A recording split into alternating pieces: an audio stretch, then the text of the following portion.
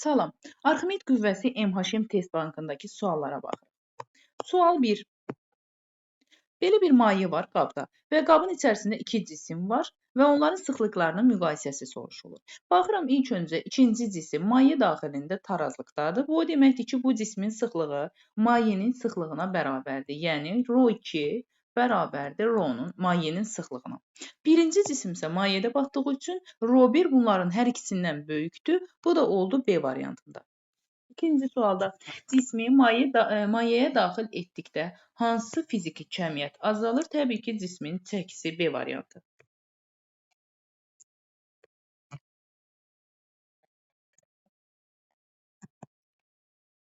Sual 3. Cismə təsir edən Arximed qüvvəsini soruşur bizdən. Arximed qüvvəsini necə tapırdıq? Rho maye V cisim vurulsun J-yə. Rho mayenin yerinə 1000 yazsaq, J-nin də yerinə 10 yazsaq, bu da eləyir 10 üstü 4. Vurulsun, cismin həcminə də 2 yazırıq. 20.000 eləyir. Bizdən də cavabı kilonewtonla soruşduğu üçün 20.000-i 1000-ə bölürük. Yerdə qalır 20 B variantı. Dördüncü sual. Kütləsi 8 kiloqram olan cismin həcminin yarısı qədər suya bataraq üzür. Üzür söhbəti varsa, Arximed qüvvəsi bərabərdir mg-nin özünə, yəni 80-ə D variantı. Beşinci sualda. Yenə də 4/3 hissəsi suya bataraq üzür. Baxın, eyni şey burada da var. Üzür və salam. Arximed mg-nin özünə bərabərdir. Bu da eləyir 200. 6-cı sualda. Suya batmışdır. Arximed qüvvəsinin neçə newton olduğunu tapın. Baxın, 6-cı sualda da üzən bir cisim. Yəni, üzür sözünü birinci axtarırıq. Üzür varsa mg götürürük. Yoxdursa artıq işləmlərə keçirik. Üzür var və salam. Mg yəni 80 B variantı. 7-ci sualda iş prinsipi Arximed qüvvəsinə əsaslanan cihaz hansıdır? Deməli, Arximed qüvvəsini axtaranda Arximeddə biz necə tapırdıq Arximedi? Mayenin sıxlığı ilə. Onda bizə elə bir cisim lazımdır ki, biz onunla mayenin sıxlığını ölçə bilək. Bu da nədir? Areometrdir, yəni C variantı. 8-ci suala baxırıq. Maye daxilində düşən cismə təsir edən ağırlıq qüvvəsi 50 Newton, Arximed qüvvəsi 35 Newton. Gəlin bunu şəkildə çəkək. Maye daxilində batan bir cisim var. Və aşağıya batırsa, deməli aşağıya doğru hərəkət edir. İndi bu cismin ağırlıq qüvvəsi hansı istiqamətdə olacaq? Ağırlıq qüvvəsi hər zaman aşağıya doğru olur. Ağırlıq qüvvəsini 50 Newtonu qeyd etdik. Sonra Arximed qüvvəsi hər zaman üçün yuxarıya doğru olur, mayenin səthinə doğru 35 Newton. İndi gəldik müqavimət qüvvəsinə. Bəs müqavimət qüvvəsinin istiqamətini necə yerləşdiririk? Müqavimət qüvvəsi ümumiyyətlə adında müqavimət olan bütün qüvvələr hər zaman hərəkətin əks istiqamətdə olur. İstəyir havanın müqaviməti olsun, istəyir mayenin.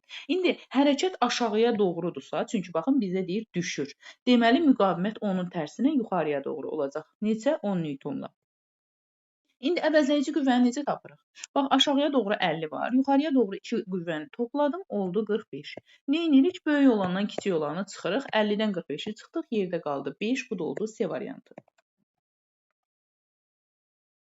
9-cu sual.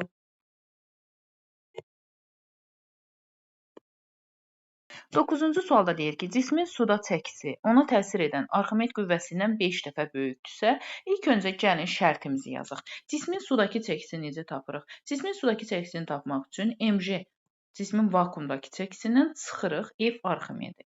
Burada isə bizə deyir ki, cismin sudakı çəkisi Arximed qüvvəsindən 5 dəfə böyükdür. Onda yazıram ki, 5 F Arximed bərabərdir, hansı ki, cismin sudakı çəkisinin yerinə 5 dəfə böyük olduğu üçün Arximedin 5-ə vururam.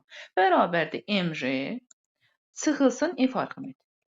Bu ifadəni yazdıq. Sonra buradan F Arximed baxın mənfi kimidir. Digər tərəfə müsbət keçəndə olur 6 F Arximed bərabərdir mg-yə. Davam edək. İndi mg bərabərdir 6 dənə F Arximed deyil, 6 vurulsun. F Arximedin yerinə bu dəfə Arximed düsturunu yazırıq. Gözləyin, o düsturu buradan yazım. Arximedin elə düsturunu yazaq ki, içində sıxlıqların ikisinin də olduğu F bərabərdir mg vurulsun Rho maye bölünsün rho cisim. Bax, Arximedin bu düsturundan istifadə edəcəyik. Arximedin yerinə bu ifadəni yazıram. Mj rho maye bölünsün rho cisim. Burada mj'lər ikisi də ixtisar gedəndə yerdə qalır 1 bərabərdir. 6 vurulsun. Mayenin sıxlığını mənə baxın 1000 verib. Onda mayenin sıxlığının yerinə elə 1000 yazıram. Bölünsün x-a. Hansı ki biz bax rozismin özünü axtarırıq biz burada. İndi rozismin yerinə nə yazsaq bax bizim şərtimizi ödəyər. Təbii ki 6000-in özünü yazsaq cavab 1-ə bərabər olmuş olar. Ona görə də oldu D variantı 6000.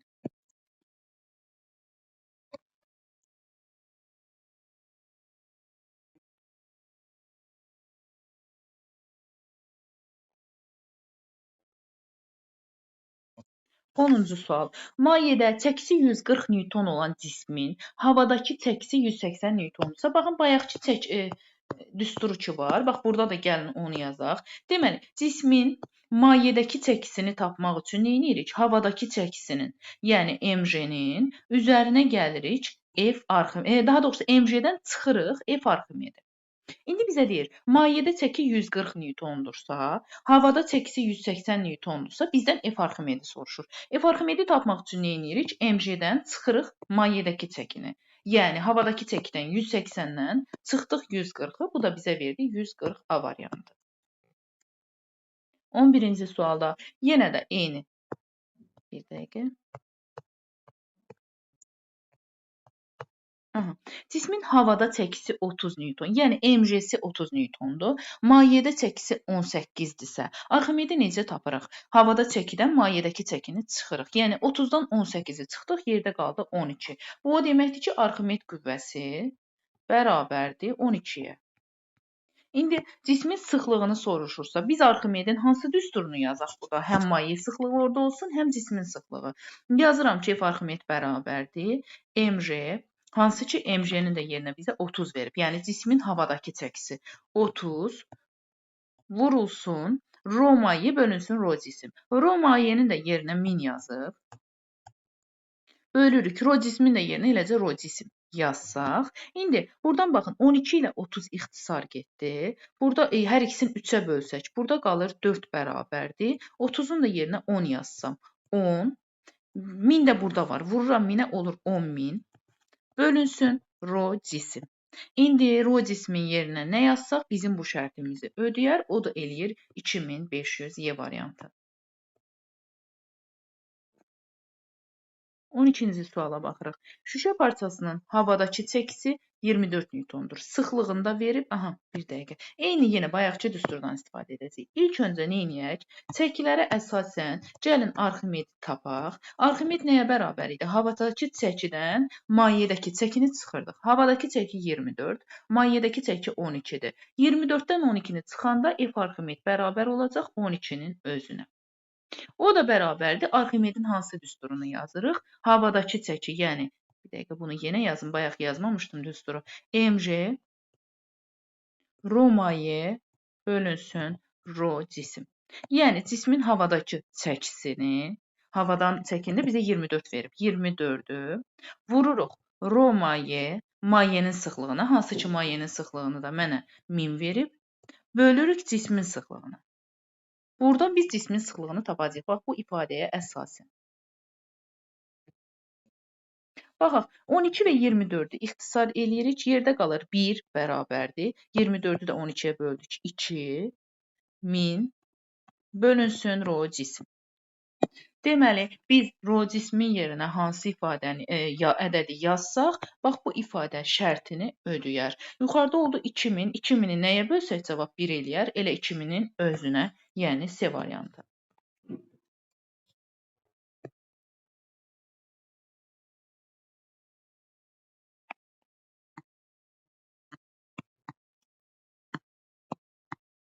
On üçüncü sualda cismin vakuumdakı çəkisi 300 Newtondur. Sıxlığı cismin sıxlığından 3 dəfə kiçik olan mayedə onun çəkisini tapın. İndi ilk öncə gəlin Arximed qüvvəsini, daha doğrusu şərtimizi yazaq. Deməli, mj bərabər idi, yəni vakuumdakı çəki bərabər idi. Sudakı çəki üstə gəlsin F Arximed.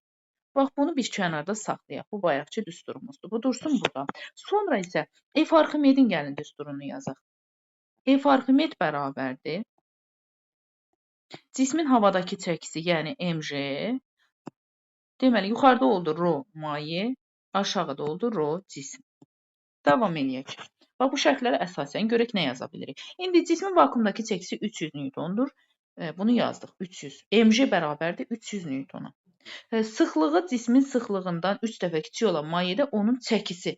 İndi mayedəki çəkini soruşur bizdən. Hansı ki, bax, bu P-ni. Mayedəki çəkini necə tapırdıq? mj-dən F Arximedi çıxaq. mj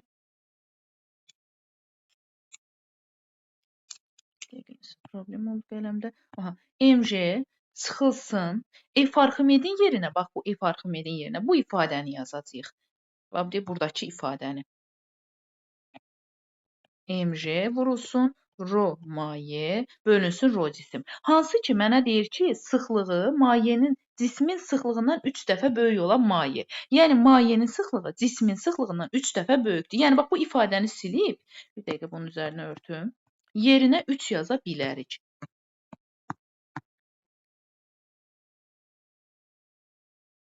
Aha, bu da 3 mj burada var. 3 mj də burada var. 3 mj-dən də mj-ni çıxanda yerdə qalır 2 mj. Bir dəqiqə, burada 3-ü bölmək kimi atmalıyam. Səhv oldu, bir dəqiqə. Buradakı 3-ü bölmək kimi atırıq. Aha. İndi mj-dən mj böl 3-ü çıxanda nə edirik? Hər iki tərəfi ortaq məxrəcə gətirək. Yerdə qalsın 3 mj-dən mj-ni çıxanda nə qalır? 2 mj bölünsün 3. Hansı ki mj-ni də bizə 300 verib. 2-ni vururam 300-ə bölürəm 3-ə. Bu da olur 200 C variantı. 14-cü sualda 14-cü sualda bizə bir qrafik verib. Biz bu qrafikə əsasən hərəkət edəcəyik. Məsələn, götürək bir rastgele, bax, buradakı bir intervalı götürdük biz. Bu intervalda nə edəyək indi? Deməli, bizə Arximed qüvvəsini 1 verib və buna əsasən də, bax, burada belə bir ifadə var. Gəlin F Arximedin düsturunu yazaq yenə də. F Arximed bərabərdir mj vurulsun rho maye bölünsün rho cisim. Aha, F Arximedin yerində var 1. Bərabərdir mj. Baxıram ki, burada V batan bölünsün V cisim var və həmin intervaldakı qiymət də 1-dirsə, deməli, elə cismin hamısı batıb ki, batan hissəsini ümumi həcminə böləndə bizə 1 verdi. Bax, bu intervalın özünü götürdük. Deməli, elə cismin bütün hissəsi batıbdır. Cismin hamısı batıbsa, onda biz deyə bilərik ki, cismin sıxlığı mayenin sıxlığına bərabərdir. Düzdürmü? Hamısı mayedə batıb axı. Deməli, bunların sıxlığı bir-birinə bərabərdir deyə bilərik. Onda, bax, bu rho maye bölünsün rho cisim ki var, orada biz 1 yaza bilərik. Yəni, mayenin sıxlığı ilə cismin sıxlığı bir-birinə bərabər olanda, həmin hissəyə biz 1 yaza bilərik. 1. Onda 1 bərabərdir mj vurulsun 1-dən, onda mj-nin də qiyməti 1-ə bərabər oldu. mj bərabərdirsə 1. Onda j-nin də yerində 10 varsa, 10 vurulsun m bərabərdirsə 1, m nəyə bərabər olacaq burada? M bərabər oldu 0,1-ə. Bura qədər gəldik. İndi cismin həcminin nə qədər olduğunu soruşur bizdən. Kütləni tapdıq. Əlimizdə kütlə var. Sıxlığı da tapmışıq. Hansı ki, bayaq müəyyən elədik ki, cismin sıxlığı mayenin sıxlığına bərabərdir. Yəni, sıxlıqda cismin sıxlığı rho cisim bərabərdir 1000-ə. Bizdən cismin həcmini soruşur. Həcmi necə tapardıq? V bərabərdir. M bölünsün rho-dan. Kütlənin yerinə 0,1 yazıram. Rho-nun cismin sıxlığının da yerinə 1000 yazırıq və bu bizə verir cismin həcmini. İndi cismin həcmini bizdən, deməli, metrin kubu ilə olduğu üçün biz nə edirik bu ifadəni? Metrin kubuna çevirəndə nə edirik? 1000-ə vururuq. Bax, bu ifadəni də vuranda 1000-ə, buradakı sıfırlar ixtisar gedir, yerdə qalır 0,1-in özü.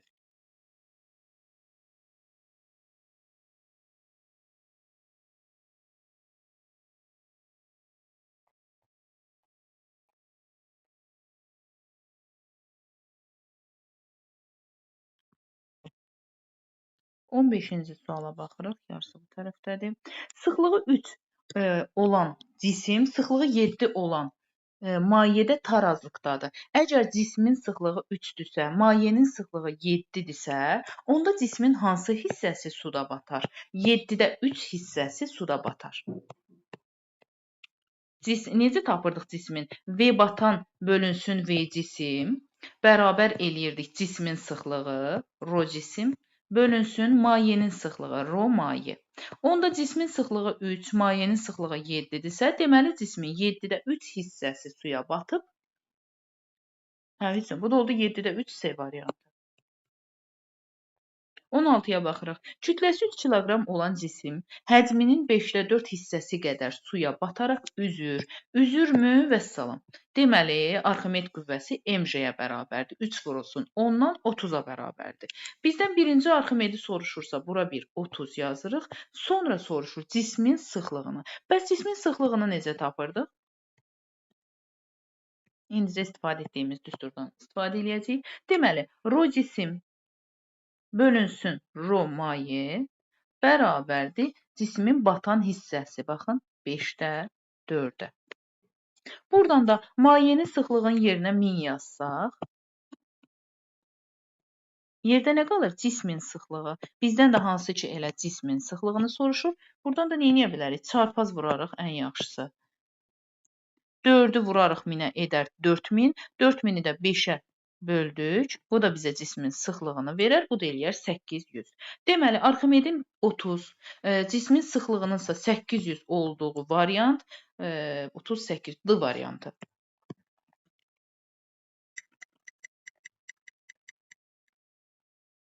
Davam edirik. 17-ci sualda sıxlığı mayenin sıxlığından 4 dəfə böyük olan cisim qabın dibinə 3 sürətlə çatır. Buna görə əsasən cismin düşdüyü hündürlüyü tapın. Gəlin. Bax, burada artıq sürəti işin içinə salıblar. Yəni, qüvvə əvəzləyicisini yekunda tapmalıyıq. Bax, bir cisim var. Mayenin daxilində dibinə batır. Yəni, aşağıya doğru hərəkət edir bu cisim. Dibə gedirsə. İndi, bu cisim əgər aşağıya doğru gedirsə, məlum məsələdir ki, cismin özünün ağırlığı Arximed qüvvəsindən böyükmüş. Yəni, buna aşağıya doğru bir mc ağırlıq qüvvəsi var. Yuxarıya doğru da bir F Arximed qüvvəsi var. Bu belə. Sonra biz nə edirik? İndi burada hündürlük soruşursa biz nə etməliyik? Məsafə soruşur da. Yəni biz dolayısıyla təcili tapmalıyıq. Təcili tapmaq üçün də əvəzləyici qüvvəni tapmalıyıq. Gəlin buradan M-anı tapaq. Deməli mc F Arximeddən böyük olduğu üçün yazıram ki, mc çıxılsın F Arximed bərabərdir M-aya. mc-nin hardan böyük olduğunu bildik də, çünki cism aşağıya doğru gedir. Dibə batırsa, demək mc böyükdür. Hansı qüvvə böyükdürsə, o istiqamətdə gedəcək cisim. İndi mc-dən F Arximedi çıxanda bizə verəcək, deməli, nəyi? M-anı. Ay, bura şey yazmışam. Aha, M-anı verir bizə. Davam edək. Buradan indi gəlin mc-nin düsturunu yazaq. F Arximedin düsturunu, bayaqki düsturunu yazaq. F Arximed bərabər idi nəyə? mc vurulsun, neyniyirdik? Mayenin sıxlığını bölürdük cismin sıxlığına. Hansı ki, bizə də deyir ki, sıxlığı mayenin sıxlığından 4 dəfə böyükdürsə, biz də neynədik? Mayenin sıxlığını cismin sıxlığına bölürdüksə, maye 4 dəfə böyükdürsə, 1/4 olacaq da. Maye bölünsün cisim 1/4 olacaq. F Arximed bax bu ifadəyə bərabərdirsə, onda gəlin şərtimizi yenidən yazaq. Bax buradakı şərtimizi. mc çıxılsın. F Arximedin yerinə bax bu ifadəni yazırıq. mc bölünsün 4 bərabərdir M-aya. Buradan deməli M-lər hamısı ixtisar gedir. J çıxılsın. J böl 4. J-nin yerinə 10 yaz. Bir də bunu da ortaq gətirək, ortaq məxrəcə gətirək. Deməli, yerdə nə qalsın?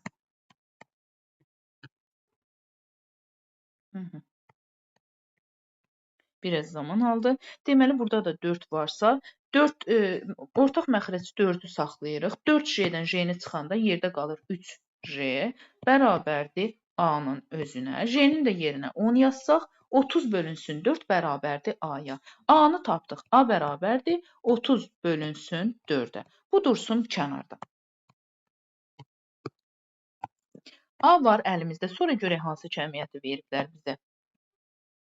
Bizə baxın sürəti, qabın dibinə çatan sürəti, yəni son sürəti veriblər. V bərabərdir 3-ə və bu cisim qabın başlığında, yəni hərəkətə başlayanda artıq proses gedir də.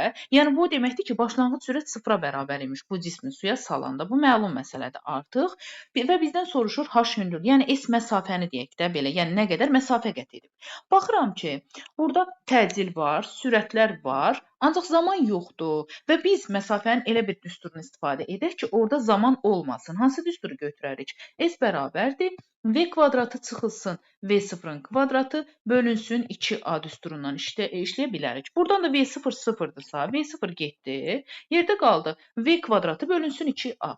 Yenə də S bərabərdir. V kvadratının yerinə nə yazarıq? 3-ün kvadratı olan 9-u bölürük 2 vurulsun. A-nın yerinə də bax bayaq tapdığımız bu ifadəni yazırıq. Aşağıya 30 yazıram, yuxarıya da 4 yazıram. Vəssalam. Buradan ixtisarlarımızı apara bilərik. Deməli 9-u da 3-ə, 30-u da 3-ə böləndə, 3-ə ixtisar gedəndə yuxarıda qalır 3, aşağıda qalır 10. Bu 2 ilə də 4-ü ixtisar getdik, burada qalır 2. Yuxarıda oldu 2 vur 3-dən 6, aşağıda oldu 10. Deməli 10-da 6 metr məsafə qət edəcək. Ancaq bizə santimetrlə istədiyi üçün bir dəfə də nə edirik? Götürürük bunu santimetrə çevirmək üçün 100-ə vururuq. 100-ə də vuranda yerdə qalır 60 santimetr.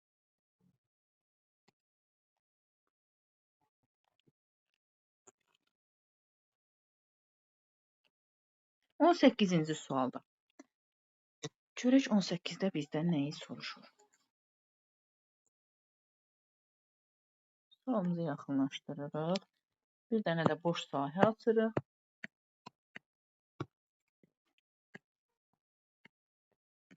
Kütləsi M olan cisim mayedə batır. Cismi maye daxilində tarazlıqda saxlamaq üçün hansı qüvvə ilə təsir edilməlidir? Deməli, bir cisim var. Bu cisim mayedə batırsa, bunu aşağıya doğru çəkir?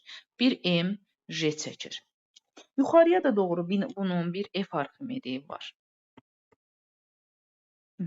İndi bu hal-hazırda mayenin daxilindədir. Bax, bir qab var, qabın da içində maye var.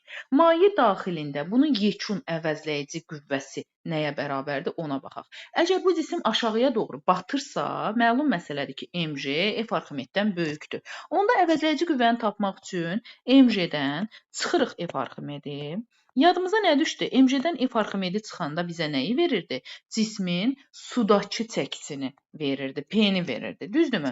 Yəni bu cismin hal-hazırda əvəzli aşağıya doğru gedir və əvəzləyici qüvvəsi P0-a bərabərdir. Yəni cismin mayedəki çəkisinə bərabərdir. İndi bizə cismin mayedəki çəkisi qədər qüvvə olsa əlimizdə, vəssalam, bu cismi taraz saxlaya bilərik. Bu çəki də deməli cismin mayedəki çəkisinin P-nin hansı düsturunu bilirdik? mg 1 vurulsun, daha doğrusu çıxılsın, rho maye bölünsün, rho cisim. Bax, bu düsturdan istifadə edə bilərik. Bu da hansıdır? Y variantıdır.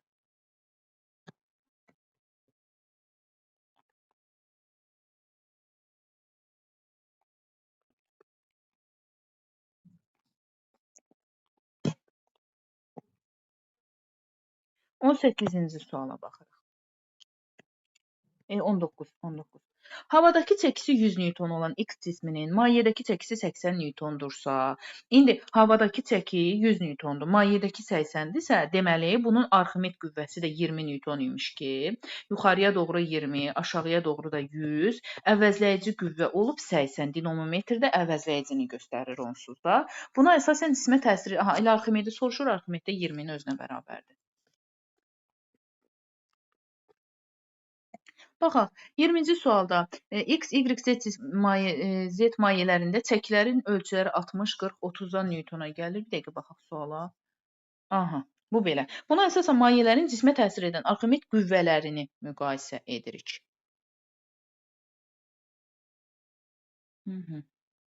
Bir dəqiqə.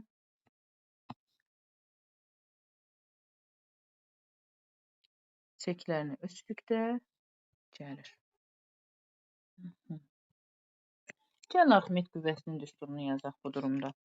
F Arximed bərabərdir mg çıxılsın cismin sudakı çəkisi. Əgər Cismə təsir edən Arximed qüvvələrini müqayisə edin. Arximed qüvvələrini. Deməli, hansının Arximed qüvvəsi cismin mayeədəki çəkisindən bircə dəqiqə. Mayeədəki. Bax burada göstərilən çəki əvəzləyici qüvvələrdir. Əvəzləyici qüvvəni tapmaq üçünsə biz MJ-dən Arximedi çıxırdıq. Bir dəqiqə mən bunu yenidən yazdım. Əvəzləyici qüvvəni tapmaq üçün, yəni cismin mayeədəki çəkisini tapmaq üçün nə edirdik? MJ-dən, vakuumdakı çəkidən çıxırdıq F Arximedi. Buradan da bizdən F Arximedin müqayisəsini soruşursa, F Arximed bərabərdir MJ çıxılsın bax bu P mayeədəki çəki. Onda baxıram ki, F Arximed mayeədəki çəki ilə necə asılıdır? Deməli, F Arximed mayeədəki çəki ilə tərs asılı olmuş oldu. Onda hansının mayeədəki çəkisi daha böyük olsa, oradakı F Arximed, deməli kiçik olsa, oradakı F Arximed daha böyük olacaq. Baxın, indi bax sonuncu bax bu K cismi ki var. Nədir bu? Cisimlər eynidir. Buradakı maye hansıdır? Yəqin bu Z-dir, görsənmir. Bu yəqin ki Z-dir. Deməli, bax bu Z-dəki demək ki, nə var burada? Çəki kiçik olduğu üçün orada Arximed böyük olacaq. Yəni azdan çoxa doğru. Z, Y, X. Z, Y, X. Bu da oldu D variantı.